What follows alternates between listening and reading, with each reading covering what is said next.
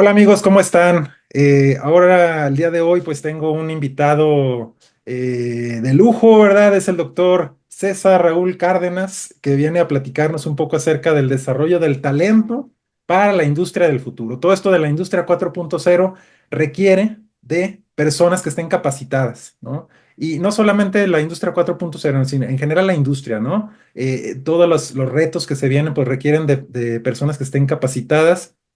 El doctor Cárdenas, pues tiene una amplia experiencia en investigación, es miembro del Sistema Nacional de Investigadores y luego también, pues, ha sido consultor por muchos años en múltiples empresas.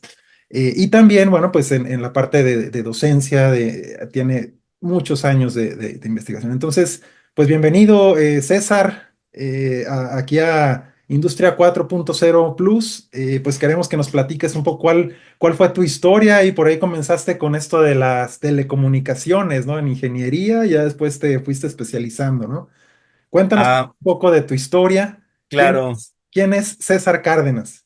Bueno, pues muchísimas gracias, Alex, por esta invitación y por esta oportunidad de compartir aquí unas reflexiones, temas, recomendaciones y, digamos, pulsos o sensibilidades que uno tiene con base a la experiencia de hacia dónde eh, podría estarse moviendo la empresa, pero también la industria, pues, pero también hacia dónde es recomendado, ¿no?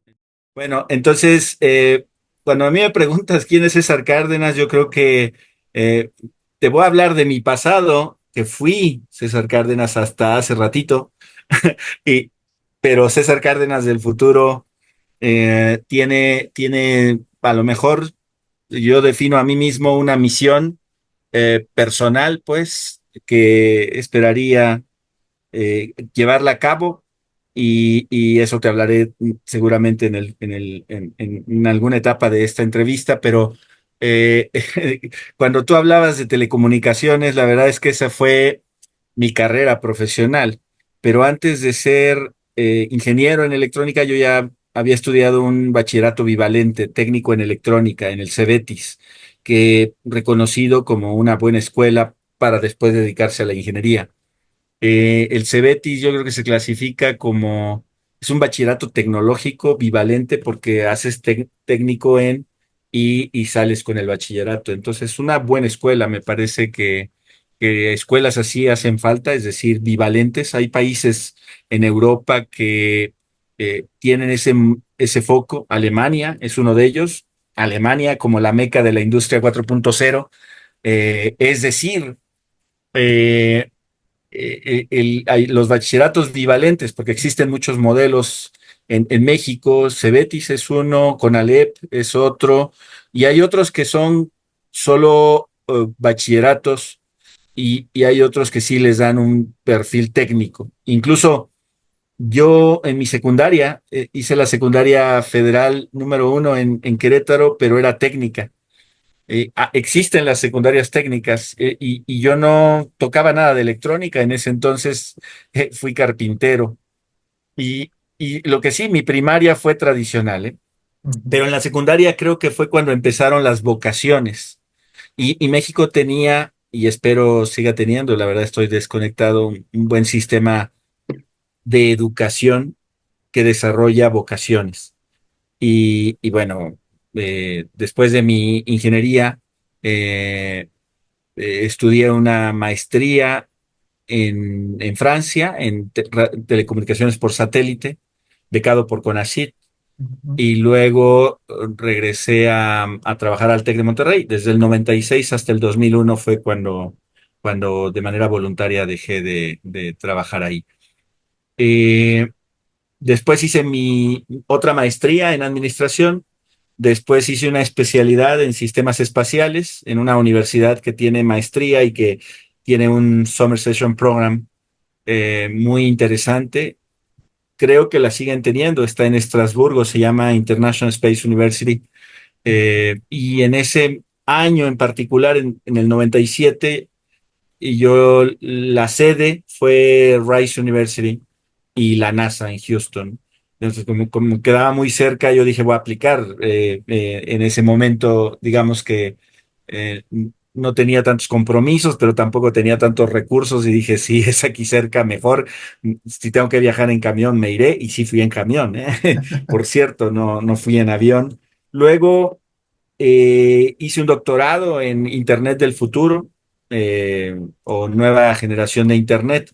Entonces ya con eso te estoy dando ahí un paraguas de que mi formación nunca ha sido sobre una misma línea, sino ha estado como muy diversa, entre la administración, obvio, luego después la innovación, la prospección y luego un camino muy especializado en telecomunicaciones que me siguen fascinando, pero que he encontrado que son un componente más importante, pues, de la sociedad. No es lo único, y que cuando estudié el Internet me di cuenta de que las telecomunicaciones son base, pero que el contenido donde llegas a las sociedades en el contenido. Y ahí en contenido, pues puede ser para educación, para salud, para pues, entretenimiento, para noticias, para... Entonces el Internet como sistema sociotecnológico realmente es muy apasionante y muy dinámico. Es un organismo vivo que sigue creciendo y sigue cambiando y mueve mucha economía, Internet y web. Tanto antes menos, pero ahora más porque todo está montado sobre él. Por ejemplo, la nube, ¿no? Que ya para nosotros es un concepto esencial, pero sin ese concepto, servidores distribuidos con un sistema distribuido a nivel mid-layer o middleware, como se ya conoce, pero en la base son redes de telecomunicaciones. O sea, no es otra más que, obvio, es toda la evolución de las redes, TCP/IP, distribuido a nivel masivo, global, junto con web, que es otro concepto. Pues todos esos sistemas que son muy complejos y que antes se usaban más en la sociedad, ahora se están llevando a la industria. Entonces, la evolución sociotecnológica seguirá. Y regresando, entonces yo hice mi doctorado mi maestría y mi doctorado son en la misma institución, en Telecom París, que es la escuela, en francés, es la Escuela Nacional Superior de Telecomunicaciones. Es la primera, es la escuela donde se inventó la palabra telecomunicaciones. Y de hecho, de esa escuela fue director Thevenin, el del teorema de Thevenin, Thevenin, que es en francés. Ajá. eh, bueno, la escuela francesa del siglo XVIII, XIX fue muy reconocida, 20 también. Euler, Euler, Fourier, Fourier, Pascal, Bernoulli, etcétera. O sea, Algunos nomás. no más por mencionar algunos, ¿no? Pero la verdad es que la escuela francesa, y esa es una de las razones por las cuales me fui a estudiar a Francia, Claro. para conocer a qué se refería, pues, esa escuela francesa, pues que la verdad, tan solo de los nombres que menciono y muchísimos más, y en la actualidad todavía muchos más, te das No, cuenta y te que has vuelto como muy experto en el tema de tendencias, ¿no? De hacia dónde va la industria, hacia dónde van las tecnologías, ¿no? Te ha sí, ayudado esta visión como muy amplia que tienes de distintas perspectivas, pues a ver cómo la industria en general pues ha ido evolucionando, va cambiando, va adoptando novedades claro, y yo he notado eso en ti, ¿no? Digo, para los amigos que vean este capítulo, bueno, yo tengo el honor de conocer a César desde hace casi 5 años y bueno, sí, han hombre. sido muchas experiencias muy positivas, desde por ahí un proyecto de investigación que me invitó hasta el apoyarme en el tema de mi doctorado, que bueno, hace un año ya que concluí. La verdad es que estoy muy contento de tenerte de invitado en esta ocasión. Y bueno, pues que todos nuestros amigos de acá del canal de Industria 4.0 Plus, pues te conozcan y que sepan, bueno, pues lo que estás ya en los últimos 3 años desarrollando, ¿verdad? En la Universidad Internacional de La Rioja, ¿no? Sí, sí, ahí, bueno, tengo el gusto y placer de trabajar con gente como tú. Tenemos, tú los conoces, a los otros colegas, am, que nos acompañan y la verdad es que son gente muy talentosa. Es una universidad que, digamos, es reconocida porque fue de las primeras que le apostaron a la educación en línea a nivel global, es decir, hacerse virtual. Existían ya modelos como la UNED, también el Open University de Reino Unido, y en Francia mismo hay una Universidad Nacional de Educación a Distancia, en España, en México, y hay muchos países donde las universidades a distancia crecieron porque eran como por correo. Antes se llamaba, cuando estuvimos en Francia, mi esposa empezó a estudiar artes por correo, pues en el modelo anterior, donde te enviaban los libros y tenías que estudiar por ti mismo y todo. Y con la evolución del Internet, se permitió ahora compartir esa bibliografía. Se le llama Internet, bueno, se le llama en realidad Web 1.0, ¿no? La web de compartir. Ujú, Luego, compartir información, ¿no? Es la web 1.0 y tú la vas a encontrar así. Nada más recordemos que el Internet es la infraestructura sobre la cual corre la web, que es toda donde están todas las aplicaciones. Bueno, la web es una de las aplicaciones, o sea, el HTTPS es un solo protocolo, pero hay otros protocolos que permiten otras aplicaciones y que ahora se están combinando para ofrecer servicios, pero que la web, por su arquitectura, permitió concentrar ahí los otros servicios. Entonces, de alguna manera, se le conoce como el Hourglass, IP Hourglass, que todas las aplicaciones pasan por IP. Esto, ATM es la mejor tecnología desarrollada.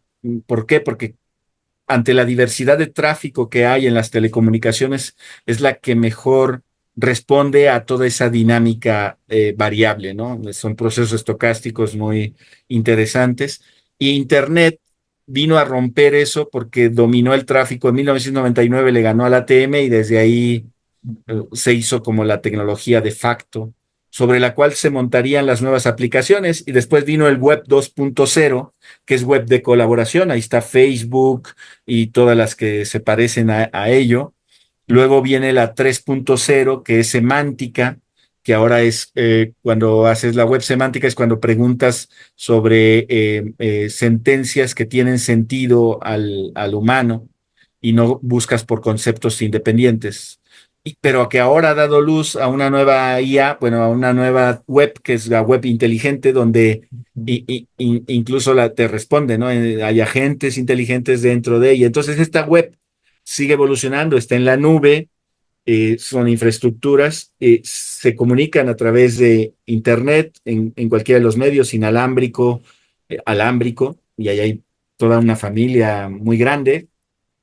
Y así es como la sociedad está soportada ahora, más bien la economía, la nueva economía está ahí. Y la industria 4.0 nace por ahí del 2011, Alemania. Yo digo, aunque creo que no salió como serendipia, ¿no? Como ocurrencia, sino más bien como una estrategia país. Dice Alemania, ¿en qué somos buenos? Sí. Pues en robots, en PLCs, y pues ahí está Siemens, Allen Bradley, bueno, Allen Bradley creo que no es alemana, pero tenemos muchas industria de automatización alemana. Ujú. Y Alemania dice, pues impulsemos esta industria, creemos un nuevo concepto y ahí hace un concepto de la nueva revolución, ¿no? Esta nueva revolución que pues todos la conocemos, déjame conectar aquí, si no se me va a acabar, que todos la conocemos y que bueno, ahora está dando luz a una nueva revolución industrial, ¿no? Bueno, como tú lo dices, 4 Plus es un 4.0 Plus es un buen acrónimo. 5 a mí se me hace todavía arriesgado, pero yo le pongo más bien 4.5, pero aquí es ahora sí que cada quien.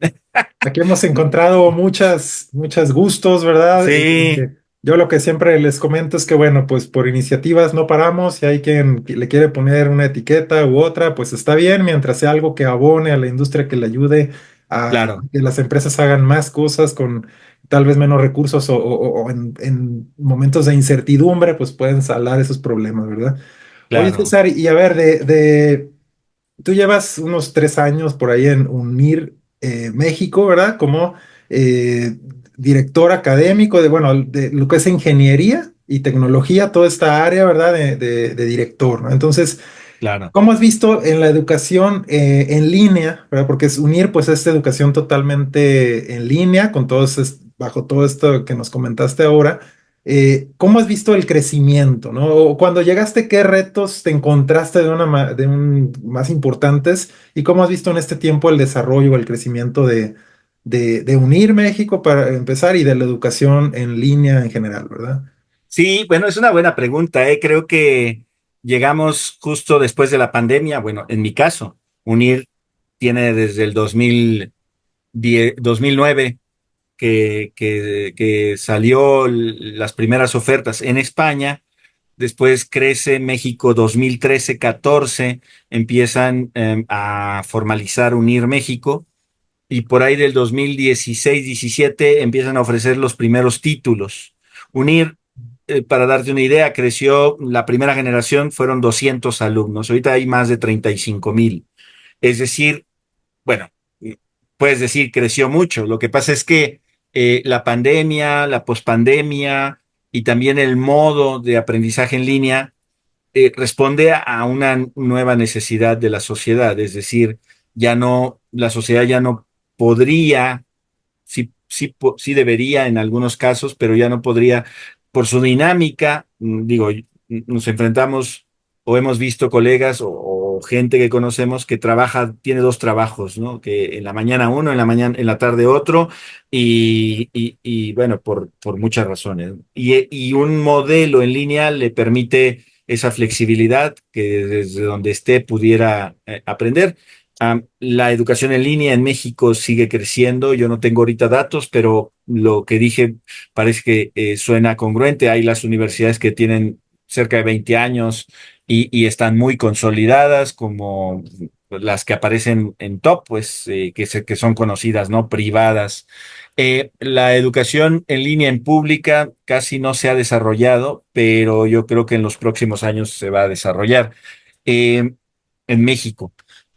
Ahora, ¿cuáles fueron los retos? Pues obvio, encontrar, afortunadamente, gracias digamos, muchos proyectos en los que he participado y me han invitado, he contado con esa fortuna, pues, y he contribuido en varios proyectos, grupos de investigación. Entonces, tengo un capital relacional importante y una de las razones por las cuales me invitan a unir es ese capital relacional para crecer de 7 títulos a 18.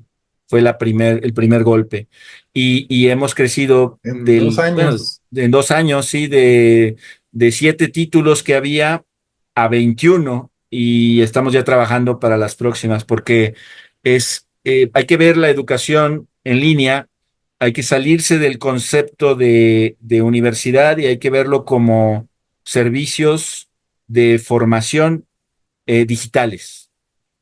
Ahora sí que, ah, digo, habemos mucha gente que trabajamos en UNIR y entonces, aunque nos jactamos de ser una universidad 100% en línea, no somos 100% en línea, si no, no estaríamos, bueno, 100% en línea sí para el delivery y lo demás, pero se requiere con interacción con gobierno, Hay una con cierta planta entidades. física, ¿no? Que está por ahí en Ciudad de México, ¿no? Sí, sí, hay una Ujú. sede en Ciudad de México. Había dos, bueno, hay dos, pero una se cambió a la otra. La que estamos actualmente se llama Avenida Universidad 472. Es un edificio ahí de 5 pisos de cristal. Yo diría que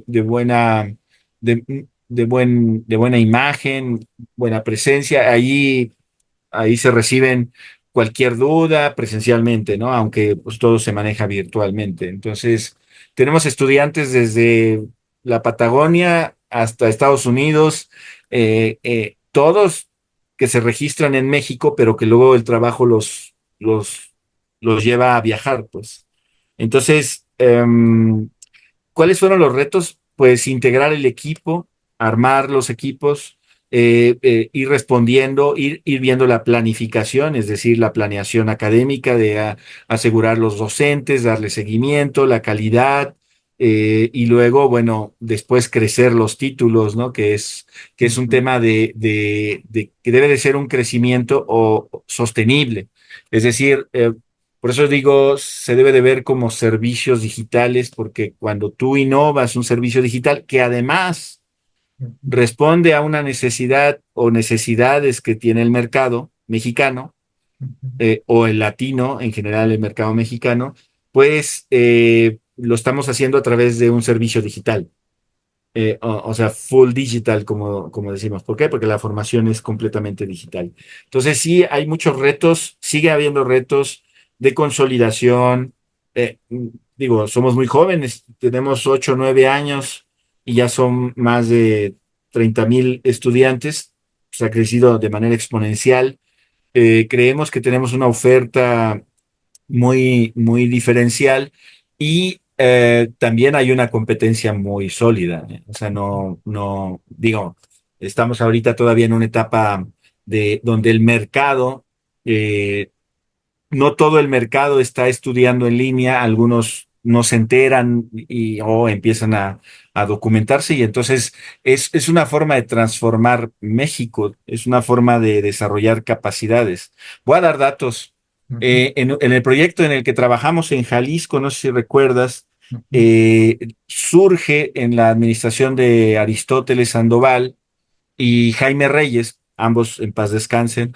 Jaime Reyes con Gustavo Padilla sacan un FOMIX, eh, a través de fondos mixtos de CONACYT y el gobierno del estado para crear una universidad en línea, ¿no? Una universidad digital para el estado. Tiene su justificación y voy a decirlo por qué. ujú, En ese entonces las universidades tradicionales o privadas públicas pues no buscaban moverse hacia lo digital tanto antes de la pandemia. Después de la pandemia se movieron rapidísimo, ujú, pero regresaron al modelo presencial porque tiene muchas ventajas. El modelo presencial, la educación es táctil, o sea, sientes, hueles, escuchas, la interacción es más viva. Y un modelo remoto, pues ahorita tú estás en donde estés, yo estoy en casa, pues, y ujú, no es la misma preparación en términos de la logística, del desplazamiento y demás, y preparar la clase, llegar a darla y estar respondiendo preguntas, interactuando en el pizarrón, ujú, a en línea todo, donde tienes otros medios, ¿no? Y que además las clases actuales presenciales demandan medios más interactivos. Entonces, ahí sí le lleva ventaja pero no he dado los datos. Este proyecto se justificó porque Jalisco tenía una sobredemanda de especialistas y más por todo el tema de Industria 4.0, ¿no?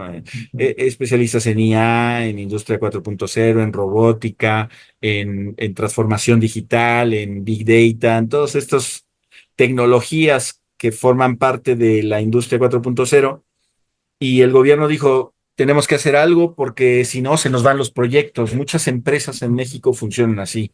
Dentro de sus corporativos les asignan proyectos ujú, siempre y cuando tengan el talento y también los puedan cumplir en tiempo y forma. Entonces, ujú, así es como ha crecido Guadalajara mucho con grandes empresas que atraen proyectos, pero que llegó a un límite porque ya no generaban más especialistas, ya no ujú, había forma de actualizarlos y entonces la universidad digital aparece como un engrane más en el gran engrane de universidades, y este engrane más pequeño, de último año, ponle tú, y se quería ujú, crear un ecosistema para que todas las universidades mandaran a sus estudiantes a especializar y acelerar ujú, un engrane más pequeño, uno más grande, el más grande se mueve a una dinámica, el más pequeño pues da más vueltas ujú, y esa era la idea, graduar especialistas en esta área de manera más rápida para cubrir las necesidades del mercado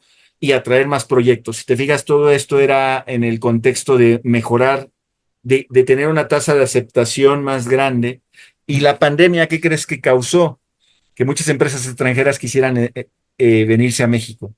El Ajá. nearshoring, famoso nearshoring, Sí, que ya sí. aparecía, ¿eh? De hecho, justo en la pandemia, alguien de un contract manufacturer grande ahí en Jalisco, ya ves que hay varios, me decía, César, tenemos el problema de que quieren enviarnos muchos proyectos de China y ahora tenemos el problema de si aceptamos o no uno muy grande. Voy a dar un ejemplo. Él decía, por ejemplo, acabamos de aceptar uno de $50 millones, pero una semana o 15 días después llegó otro de $200 millones. Imagínate, acaban de aceptar uno de 50 que compromete a la organización y que no tiene capacidad de traer más. Ujú. Esto nos lleva a que debemos de trabajar a otro nivel, ya no a nivel de tú, yo soy mejor, tú eres mejor, sino de manera colectiva para el bien común, porque si no, se nos van a seguir yendo los proyectos. Es Ok. decir, ¿cómo le hacemos ahora para hacer alianzas y quedarnos también con el de 200?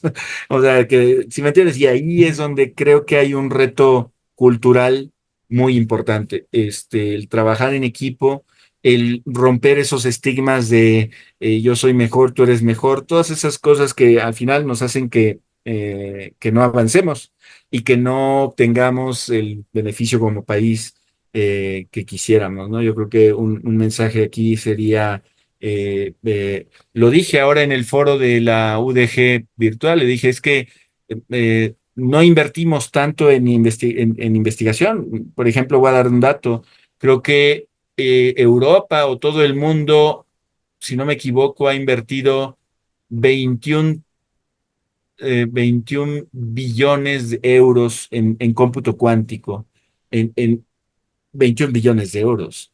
Ujú. Sí, Es no. una monstruosidad de dinero para posicionarse líderes en el mundo, ¿no? Y en México, por 10 millones de pesos, que era este proyecto, no es nada Ujú. para los grandes corporaciones como Coursera, como edX, como todas estas, no es nada. Y entonces, ¿qué necesitamos? Pues sumar fuerzas, porque si seguimos queriendo lucirnos, pues eso nos va a mantener en el mismo lugar, pues. Sí, es Y decir, no, una estrategia coordinada, ¿no? Que sí, fuera una estrategia coordinada, inclusive entre las mismas instituciones educativas, que hubiera cierta comunicación para atacar problemas que tiene la sociedad, que tiene la industria, desde distintos puntos de vista, digamos, pero y con distintos perfiles de ingreso cada uno para, o sea, todos podrían crecer, digamos, ¿no? claro, es que yo creo que hay un tema cultural que no nos permite, y yo te lo digo por experiencia en el proyecto este del Centro de Innovación de Internet de las Cosas, donde fue realmente muy complicado, primero internamente, Ujú. lidiar con esas fuerzas y luego interinstitucionalmente. Era el primer Ujú. centro de innovación multiinstitucional a nivel nacional. Y la verdad tenía muchos retos porque estábamos nosotros, estaba un tecnológico nacional y estaba un centro de investigación, todos, cada uno con sus características de bondades, pues la integración de los tres era el ideal, Ujú. pero que yo soy mejor que, y cuando llegaban los proyectos, no, hombre, no, hay un tema cultural de yo quiero mis indicadores, yo quiero los míos y otros. Entonces ahí había mucho, ¿cómo se llama? Yo creo que eso es principalmente lo que daña muchos buenos proyectos. Y bueno, culturalmente tenemos un gran reto. Y ese reto es o esos problemas son los que no creo que, o sea, yo sí lo he visto que lo resuelven en la industria. Y es que es o se hace o se hace. Y, y bueno, en el ámbito académico hay siempre otro tipo de fuerzas Sí, que que pueden frenar un poco el que sí, llegue al usuario final el beneficio, ¿no? O sea, a veces colaboras más con gente fuera de tu institución que con tu institución, cuando en realidad deberías de fortalecer a tu institución, pero también no es malo, simplemente también te abre nuevas posibilidades, tienes más flexibilidad, o sea, ahí se mueven a otros ritmos las cosas. En fin, yo creo que la gestión de la investigación, la innovación y el desarrollo tecnológico es todo un reto. Nosotros tenemos una maestría en ello, maestría en dirección y gestión de proyectos tecnológicos. Y hablando un poco de las maestrías, si tú tienes el mapa de Industria 4.0, tenemos en ciberseguridad, tenemos en Industria 4.0, que es un enfoque más integral, tenemos en IA, tenemos en DevOps, tenemos en web, tenemos en software, tenemos hay otro ámbito que luego a veces no integramos, pero que tú sabes que Industria 5.0 es resiliencia, sustentabilidad, y bueno, tenemos el ámbito de las certificaciones como sistemas integrados de gestión, gestión ambiental y eficiencia energética, y así, pues hay, unas son tecnologías para desarrollo y otras son desarrollo de perfiles para ser integradores, ¿no? Como el caso de industria, el título que tú coordinas es más de integración. Sí. Eh, y bueno, pues las necesidades ahí están, la industria. Por ejemplo, yo veo que la industria sí quiere moverse, pero también no tiene todavía tanta confianza. A veces viene a nivel mundial la iniciativa corporativa, pero a nivel nacional es un poco más complicado, como que no. A nivel internacional, por ejemplo, Foxconn dice, a nivel mundial queremos ser los buenos y pues le meten muchísimo dinero. Te hablo, por ejemplo, de Jabil o de otras que todas tienen sus propias plataformas, sus propias metodologías. Incluso un área que desarrollaron es el diseño y desarrollo de soluciones. Se dieron cuenta que un nicho muy importante es la, la manufactura a la demanda, que no es otra más que cuando son despachos de automatización, pues, ¿no? Entonces obvio, son como SAP, pues muy caros, tienen un modelo para resolver temas muy interesantes, pero, por ejemplo, hay una empresa que se llama Arburg, alemana. Recientemente tuvieron un día especial y me invitaron ahí a dar charlas sobre plásticos, la industria plástica 4.0, ¿no? Y ahora ellos están desarrollando su línea de automatización, es decir, automatizar máquinas de inyección de plásticos.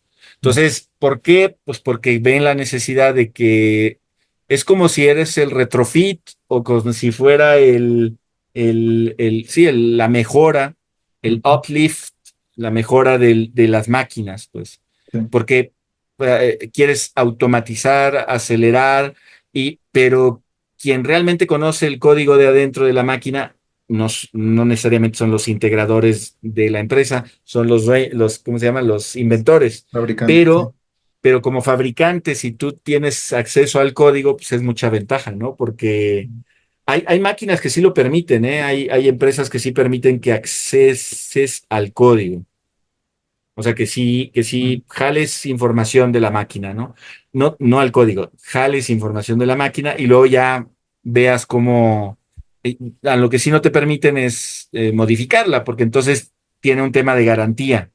Sí. Tienes que armar equipo con ellos para dar la solución. En fin, ahí hay muchísimos. Y yo te diría que estoy dando unas clases en un posgrado ahí en manufactura inteligente en la Universidad Tecnológica de Querétaro Ujú. y estoy dirigiendo un trabajo final, pero los trabajos que están haciendo ahí son muy interesantes y yo te diría que revisé tres propuestas de automatización para la empresa para la que trabaja este chico que estoy asesorando, y la verdad es que les falta estructura, no tienen un modelo, o sea, hay mucho que les hace falta. Y Hay mucha entonces digo, necesidad, sí, digamos, todavía de educación, ¿no? En exactamente, y esta es área. que el que hace Industria 4.0 tiene que aprender a no solo dar la solución, sino gestionar el proyecto, proponer y convertirlo principalmente en un caso de negocio. Es decir, que le diga al gerente, mira, le vas a tener que invertir aquí y aquí, pero tu retorno de inversión, tus métricas van a tener un retorno de inversión en tanto tiempo. Y eso no es nada más compra los PLC, ponle cablitos, enciéndelo y ya funciona. Es un nivel más ingenieril, menos operativo, menos técnico, más de ingeniería. Y ahí es donde nos damos cuenta que la ingeniería en México, la formación en ingeniería es buena, pero no suficiente. Y entonces hay muchas oportunidades. El ingeniero en México, yo creo que para la nueva revolución industrial, ya sea salud, finanzas, mercadotecnia, se requieren gente que tenga base ingenieril. Pues, por ejemplo, un mercadólogo, bueno, alguien financiero sí, actuario, pero por ejemplo, un mercadólogo, cuando empieza a enseñar la derivada que nunca vio, pues no va a entender. Y imagínate ahora, enséñale algoritmos, pues no, es low code. Bueno, entonces hay un grupo de egresados. Ayer o antier estaba escuchando, hay 2 millones de egresados en ingeniería en México Ok, y, y se gradúan cada año 120,000, más o menos, ¿no? sí, Del cual hay más mujeres en ciertos sectores. Decían química, ambiente y estas áreas, agronomía y demás, pero en las demás somos más hombres, ¿no? ok. Y creo que las industrias requieren de los dos perfiles, pero no porque sea un tema, sino si nos vamos de base, no está siendo suficiente la formación de ingeniería y hay que darles una afinadita, pues un refine. Y es que el modelo de ingeniería es teoría, teoría, teoría y poquita práctica, ¿no? Entonces, cuando en Alemania, y esto te lo digo por Hacia el experiencia, área de negocio, ¿verdad? Ha faltado también esa comprensión del negocio desde la sí, parte técnica, el impacto que tiene eso que estás haciendo ahí en el claro, programa, en lo que haces desde el punto de vista técnico, que tiene un impacto, ¿no? Que va más allá al negocio y esa claro. inteligencia del negocio es la que puede estar faltando, ¿no? En la formación. Sí, sí, bueno, hay muchas áreas. Eh, Primero, el modelo de formación está basado históricamente en ciencias básicas, ciencias de ingeniería, ingeniería aplicada y otros cursos. Ese modelo, no sé, surgió principalmente para preparar a los especialistas para la industria. Y entonces, por eso es muy frecuente, oye, hagamos un nuevo plan, un nuevo modelo, y esto lo vivimos en el modelo, el proyecto El Modelo, acuérdate, el modelo de educación superior digital de Jalisco, eh, donde teníamos que, primero, no era desde la base, era nada más la capa, la última capa, lo que pensamos, pero lo que te iba a decir es que está pensado muy para formar gente para trabajar en planta.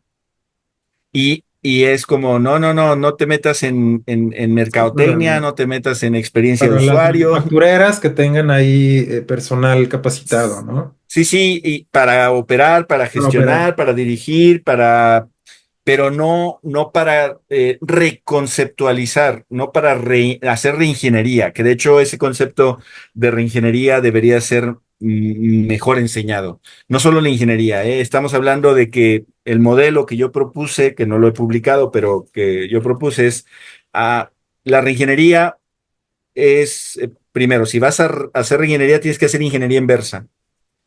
Y una vez que tengas la ingeniería inversa, entonces sí ya puedes innovar y actualizar. Entonces puse ahí una especie de infinito donde primero haces ingeniería inversa y luego haces ingeniería hacia adelante. Es backward, forward, Mm. ¿no? Y este es como un tipo de DevOps. Si lo ves ahí, es el infinito de DevOps, nada más que DevOps se orienta a Development and Operations. Este es otro nivel, es hacer la ingeniería, entender toda la ingeniería del producto, de lo que tienes ahí enfrente y Ujú. repensar, mejorar, no toda, una, dos, X funcionalidades para no llamar cualquiera. Y esas habilidades, pues no las ganas haciendo puras derivadas. O sea, no es que sea malo aprender a hacer derivadas, a integrar, a resolver problemas abstractos, no es malo, pero la planta, la industria requiere un ingeniero muy práctico que dé soluciones, que esté constantemente actualizado. O sea, hay un tema ahí de que no vas a llegar a una solución de libro, si me entiendes, para un problema muy actual en donde de entrada, voy a dar un ejemplo. Yo daba una materia en las últimas fechas, pues, sistemas, análisis y análisis de sistemas, de señales y sistemas, ¿no? Entonces había un parecido entre señales y sistemas, porque las señales son el estado, el espacio de estados de los sistemas. Entonces, primero entraba con análisis de señales, Fourier y todo, pero después me movía hacia sistemas. Pero al final nos quedábamos en sistemas lineales invariantes en el tiempo. eh, Lineales invariantes en el tiempo. Llegas a la industria y el primer problema que tienes es no lineal. Entonces esa teoría dices, ¿y esta cómo la programo en el PLC? El PLC no va a funcionar, sobre todo en procesos químicos, gaseosos o muy aleatorios, estocásticos. Claro, si es una polea, pues sí, ¿verdad? Ahí sí puedes encontrar un modelo lineal que represente ese fenómeno, pero es una máquina con no sé cuántos mecanismos. Te pongo el caso, muchos mecanismos. Estamos viendo ahorita el caso de este alumno que te decía de la UTEC.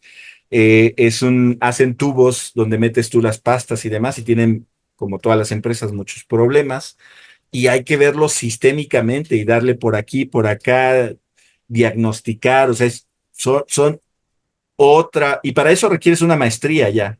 La ingeniería no es suficiente, necesitas irte un poco más allá y por eso UNIR pues ofrece muchas maestrías en diferentes áreas en donde te puedes especializar y estar mejor preparado para resolver estos nuevos problemas y no con los tradicionales. De hecho, una maestría en, en el campo del conocimiento, la ingeniería uno sale y dice, no, ya sé todo. Y no, apenas cuando te vas a la maestría dices, no, no sabía nada. Y cuando estás al doctorado dices, no, yo no soy nadie, ¿no? Porque Es como, tu yo lo contribución es veo, así. César, como algunos alumnos en ocasiones que provenían de instituciones donde eran tecnólogos, ¿no? Por ejemplo, que, yo soy Ajá, tecnólogo en control, ¿no? Llegaban muy bien capacitados ya en el área de matemáticas, entonces ya ellos se podían dedicar a la hora de ciertas explicaciones, pues más bien se podían dedicar o le podías poner más bien a hacer ejercicios muy prácticos de aplicación que otros que no habían tenido esa formación pues estaban apenas haciendo la parte dura, ¿no? claro, Sí veo esa claro, ventaja, ¿no? De quienes traen la formación eh, de tecnólogos y después hacen ya una ingeniería, pero con fines más de proyectos, ¿no? De claro, aplicación. claro. Y entonces, pero aún así los modelos que nos enseñan en ingeniería son los esenciales. No, hay mapas, por ejemplo, hay un mapa, una imagen ahí de sistemas complejos. Y, digo, nos hemos publicado teoría de juegos, sistemas lineales, inteligencia artificial, y ahí hay varios, como varios dominios, pues, que hemos explorado, la simulación y todo. Pero lo que quiero decir es que el ingeniero necesita más herramientas de las que le estamos dando. ¿Y cómo le haces para ello? Yo recuerdo cuando tomé mi maestría, eh, casi en un curso veíamos un libro completo, pero no lo veíamos al nivel de profundidad que ¿cómo se llama? Que a lo mejor en México diría, no, para ese curso requieres 2 semestres. Bueno, es que resulta que en Francia tienen una formación de base muy, muy sólida. De hecho, se gradúan del bachillerato y entran a 2 años, que se llama mate superior y mate especializadas. Y ahí los hacen expertos en herramientas abstractas, matemáticas, físicas y químicas. Y ahí tienen como los engranes para después entender cualquier fenómeno en cualquier circunstancia y modelarlo y saber que pues tiene ciertos límites, pues. Entonces, yo te diría que sí, le hace falta pues un repensar a estos modelos y aunado, cada vez va a ser más complicado por el tema de los nuevos retos, pues. Es decir, ya el ingeniero ya no debe de pensar solo en la solución al instante, sino las implicaciones de esa solución a mediano o largo plazo, porque de otra manera, pues si es solución para él y bravo y lo premian, pero al rato esa solución puede tener un impacto negativo en la sustentabilidad, en costos, en otras cosas, ¿no? Y ahí es donde eh, todas las herramientas deben de repensarse y ahí es donde nos estamos quedando muy, muy cortos, pues, ¿no? El Estas tema de herramientas, o sea, que una cierta tecnología que se desarrolle sea escalable en un futuro, que lo puedas echar para atrás y ahora bueno, por otro camino, ¿verdad? pues que tenga, que desde el inicio se traten de identificar lo positivo, el nivel de impacto y que se tenga conciencia de ello para entonces contribuir a su mejora. Porque de otra manera es como, ChatGPT, ahora todos usamos ChatGPT y el consumo energético de eso Ujú. es, ¿cómo se llama? Impresionante y no nos damos cuenta, pero estamos demandando mucho ancho de banda, mucho energía y hay que saberlo usar. Pues si fuéramos más conscientes, casi casi te voy a decir, es como, no importa que tengan impacto en el ambiente, yo por usarlo lo voy a usar. Y esa falta de conciencia es la que nos lleva a circunstancias como problemas por ejemplo, de abastecimiento de energía y luego entonces le puede impactar Sí, a otros hay sectores, varias, pues. claro. Entonces, y deja de eso, si están generados por energías limpias, ok, pero si están generados por energías basadas ¿cómo se llama? En carburos, pues estamos contaminando el planeta. O sea, ¿sí me entiendes? O sea, es un tema pero estamos muy felices con esta nueva herramienta y no hemos dimensionado que estamos teniendo impacto en nosotros mismos por el hecho de usarla. Todas las Entonces, implicaciones, ¿verdad? Entonces, o sea, digo, como yéndonos o sea, tratando yo como de juntar todo, ¿no? Necesitamos una formación universitaria con ciertas habilidades, ¿no? Que históricamente no se nos dieron, ¿verdad? O que muchas universidades no las dieron, tal vez una que otra sí, y que para la realidad que tiene la industria actual ya y a futuro es necesario tenerlas, ¿no? Esa serie de habilidades que responden a las tendencias, ¿no? sí, fíjate que ahí yo planteo, a mí me gusta, yo bueno, no sé si has tenido oportunidad recientemente y te digo hoy, revisé el nuevo modelo educativo del Tecnológico Nacional de México.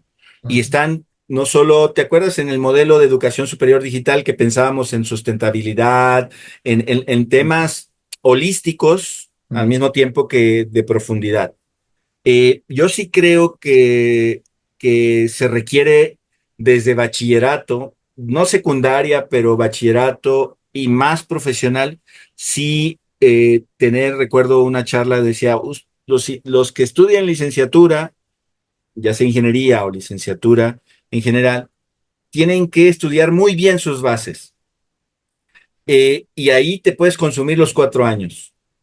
Pero es que un error, tú sabes que un error en un tema de ingeniería le puede costar la vida a mucha gente. O sea, poner mal un tornillo, no voy a decir casos, poner mal algo, elegir mal algo, poner algo por barato, pues hay muchas consecuencias graves. Y eso es un tema de responsabilidad ética, pero es un tema de disciplina, de la disciplina misma. Es decir, em, lo voy a decir muy honestamente, hay muchas ofertas, pero están muy relajadas. El día de mañana que este ingeniero, este licenciado salga y toma una decisión, por no estar bien preparado, puede haber consecuencias. Y eso creo que es uno de los problemas más, o sea, la disciplina, la calidad, la exigencia, creo que es un tema que se ha relajado. Y me parece que si eso no regresa, ya no va a ser posible eh, crear esas grandes máquinas que digo, se requerirán más ingenieros o más especialistas, una inversión más grande para hacer algo más disruptivo, pues. Entonces, afortunadamente hay nuevas profesiones muy interesantes, energía nuclear, exploración espacial, ¿no? O sea, como que hay ya esto es más común. Antes no. Antes tenías que irte al extranjero a especializarte para regresar y traer eso. Y ahora hay más profesiones más interesantes. Yo creo que más biotecnología, por ejemplo, tenemos muchos casos muy buenos, empresas muy buenas, profesionistas muy buenos. Pero de nuevo, eh, yo digo que bueno, entonces primero una muy buena formación sólida, amplia, integral, suficientemente amplia. Luego, y ahí van habilidades, ¿eh? Y no las habilidades de saber derivar, no, habilidades de saber trabajar en equipo, con disciplina, bajo normas. O sea, hay muchos componentes que nunca han sido sumados a la ingeniería y que ahora sí tendríamos que sumarlos porque si no, cada error va a ser más grave, pero te voy a decir la razón principal que yo creo, personal, ¿eh? Es más caro. Como es más caro, pues no, mejor le ponemos lo suficiente.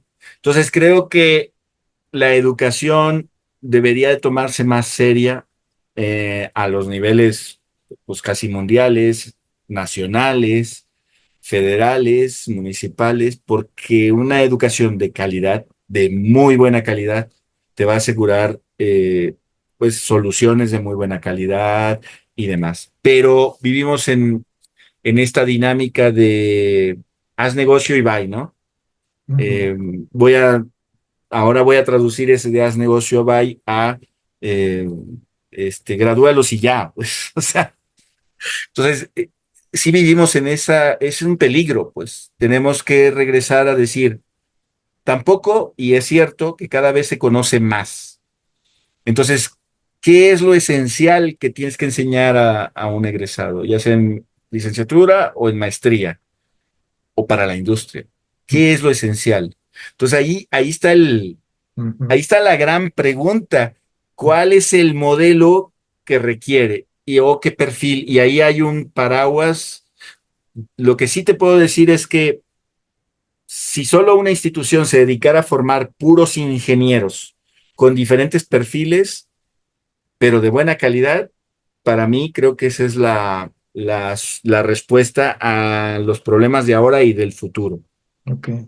Con, con evidencia, con ciencia, con experiencia práctica, con normativas, con muchas cosas.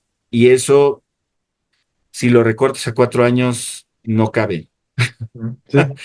Más con los retos que tenemos, 4 años donde ya no puedes solo depender tienes que trabajar y estudiar, o sea, todos estos nuevos retos sociales que hay. Y bueno, yo creo que la educación, no solo en México, sino creo que en el mundo, conozco otros sistemas, pues, pero, pero yo creo que en México en particular, si más allá de responder al nearshoring, más allá de responder a estas premuras que tenemos actualmente, yo te diría que ahorita sí es mejor concentrarnos en calidad que cantidad, porque si no, al rato las consecuencias las vamos a sufrir. ¿Quién hizo eso que se echó a perder y que tuvo consecuencias fatales? ¿Quién tomó esa decisión? Sí. ¿Quién? Y las vamos a tener y no dudo que las haya, ¿eh? Es un Ujú. tema que se llama vigilancia tecnológica, Ujú. pero de ahí podríamos derivar a la vigilancia educativa, pues, ¿no? Donde dices, a ver, Ujú. pues aquí necesitamos que se corrijan las formaciones porque, pues, y creo que vivimos ¿cómo se llama? En una dinámica que hay que cambiar. Es decir, hay que cambiar todo el paradigma Ujú. y sí se requieren, sí. Con nuevos valores, sí. Hay nuevos retos, sí. O sea, cada vez, y hay a diferentes niveles, y creo que ahí es donde no tenemos claro, no podemos formar al experto en todo, eso tenlo por seguro, tenemos que enfocarnos. Y ahí hay un campo muy grande, y no por las personas que faltan por estudiar, sino por lo que necesita la sociedad Ujú. y el entorno. ¿Se me entiende? No, no porque tu mercado sea cuántos no han estudiado y ahora quiero formarlos. No, Ujú. es cuáles son las necesidades reales y ahora el tema es que lo que formes sí tenga un retorno de inversión o sí genere retornos de inversión para que entonces se vea que sí tiene impacto. Y ahí hay otros temas a conversar, pues. Sí, no, Entonces, hay mucho, mucho de donde se puede aquí sí, sacar plática, pero bueno, pues mira, yo realmente son muchas los insights, las ideas que nos llevamos de todo lo que nos platicas. La verdad es que es un tema muy apasionante el ver cómo tenemos que formar a la fuerza laboral del futuro o ya del presente próximo, digamos.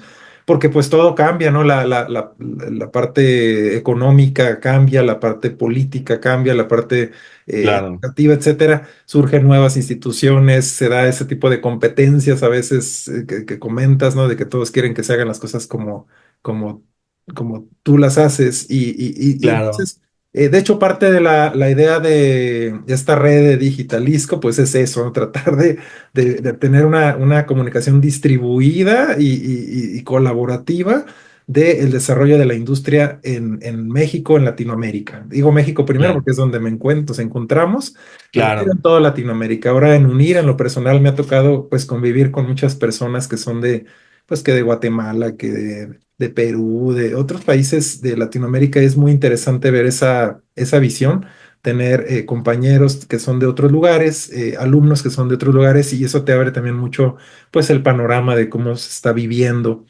claro. este desarrollo en otros sitios, ¿verdad? Bueno, pues César, Pues te muchísimas agradezco. gracias, Alex. No, muchísimas gracias y esperemos tener otras oportunidades de otros temas. Y yo ahorita me quise concentrar en el talento y los retos que hay ahí. Hay muchísimas más reflexiones, pero digamos que aquí siendo un poco también respetando el tiempo y demás, pero encantado y agradecido por esta invitación y bueno, esperamos que el público, tu público también le guste este tema y bueno, seamos conscientes de que sí, y mucho las industrias tienen un rol, es qué necesito, pero qué necesito para que sea más rico yo, para que está bien, pues, porque eso trae más empleo. Más desarrollos, más soluciones, pero ¿qué implicaciones tiene que yo use tal tecnología en la sociedad y cómo puedo minimizar ese impacto negativo y maximizar el impacto positivo, pues. Entonces, a veces yo creo que eso es lo que nos mantiene como sociedad en equilibrio, que al final la tecnología trae ventajas, no, yo diría impactos positivos e impactos, no quisiera decir negativos, sino ¿cómo se llama? Implicación, ¿no? Sí, como con más riesgo de tener cosas más complicadas, bueno, para llamarlo de una manera. Entonces, y en su conjunto hay un equilibrio, ¿no?